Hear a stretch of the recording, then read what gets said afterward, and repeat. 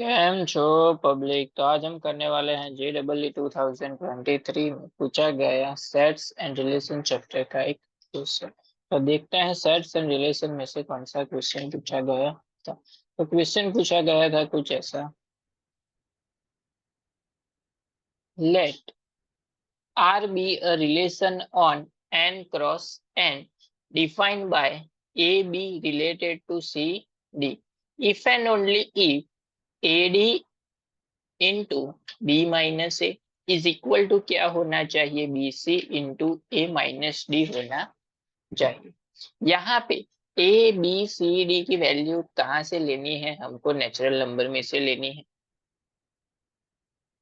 And वो symmetric होगा, reflexive होगा, ट्रांजिटिव होगा, क्या होगा वो हमको यहाँ पे प्रूव करना। चलिए देखते हैं। सबसे पहले रिफ्लेक्सिव कंडीशन के लिए सबसे पहली कंडीशन है हमारी रिफ्लेक्सिव। हमको पता है कि रिफ्लेक्सिव कंडीशन क्या होती है। अगर हमने यहाँ पे ए बी लिया है तो उसका रिलेशन क्या होना चाहिए, ए बी के साथ ही होना चाहिए। चलिए देखते हैं क्या होगा। A B into B minus A is equal to B A into क्या हो जाएगा, ए माइनस बी। ये हमको इक्वेशन दिया हुआ है, इसके अकॉर्डिंग हमने ये लिख लिया। अब यहाँ पे देखिए, यहाँ पे क्या होगा, जब हमने ए बी लिया तो ठीक है, बी माइनस ए होगा। तो अगर ये नेगेटिव है, अगर बी बड़ा है एंड ए छोटा है तो ये क्या होगा, पॉजिटिव होगा।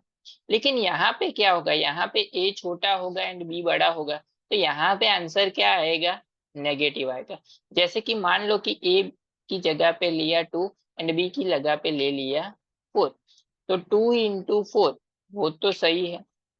अब यहाँ पे क्या होगा, 4 - 2,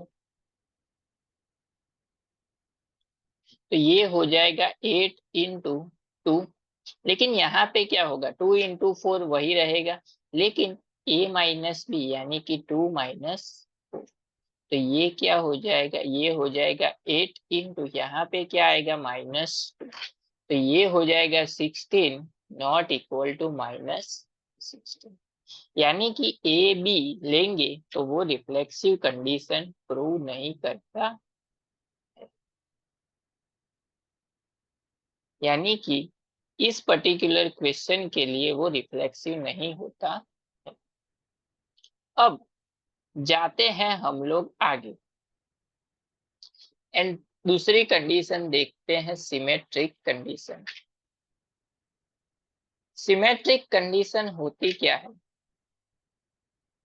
कि अगर A B related to C D है तो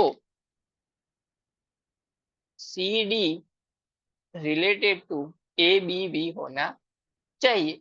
चलिए A B related to C D हमको क्या दिया हुआ है, इक्वेशन, इक्वेशन हमको दिया हुआ है A D bracket B minus A is equal to B C bracket A minus. अब उसी तरह से उसका उल्टा, यहाँ पे देखिए किसका मल्टीप्लिकेशन है, ए इंटू डी यानी कि सी इंटू क्या हो जाएगा, बी,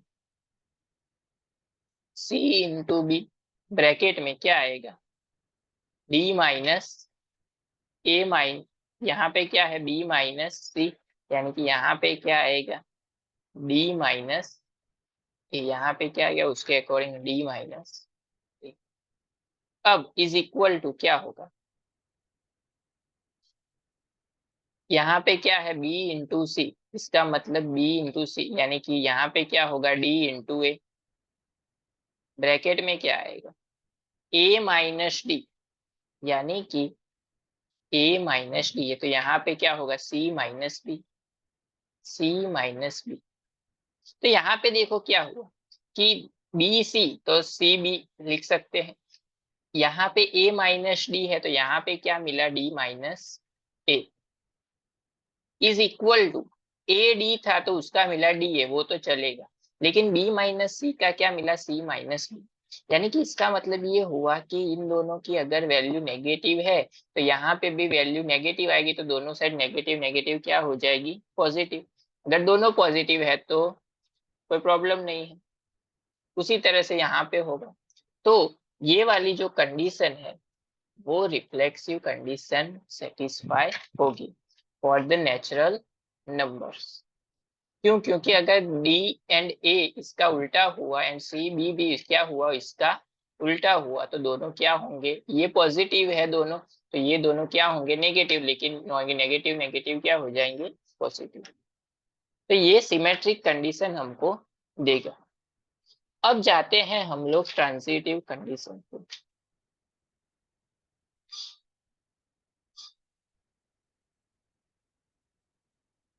ट्रांजिटिव कंडीशन हमको पता है होती क्या है। अगर A B related to C D है and C D related to E F है, तो A B related to E F भी होना चाहिए। यहाँ पे हम एक एग्जाम्पल लेंगे और समझेंगे कि होता है कि नहीं होता है। सभी वैल्यू लेनी है नेचुरल नंबर में से। तो हमने पहली वैल्यू ली 2 3 related to 3 2 and 3 2 related to 5 30।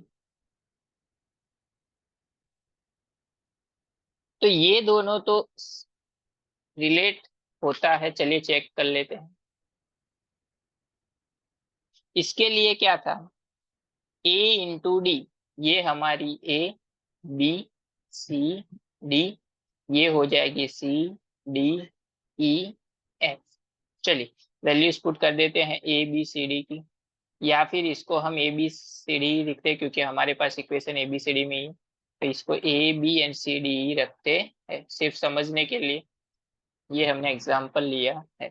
चलिए क्या होगा, ए इंटू डी यानी कि 2 × 2 ब्रैकेट में 3 - 3 इज इक्वल टू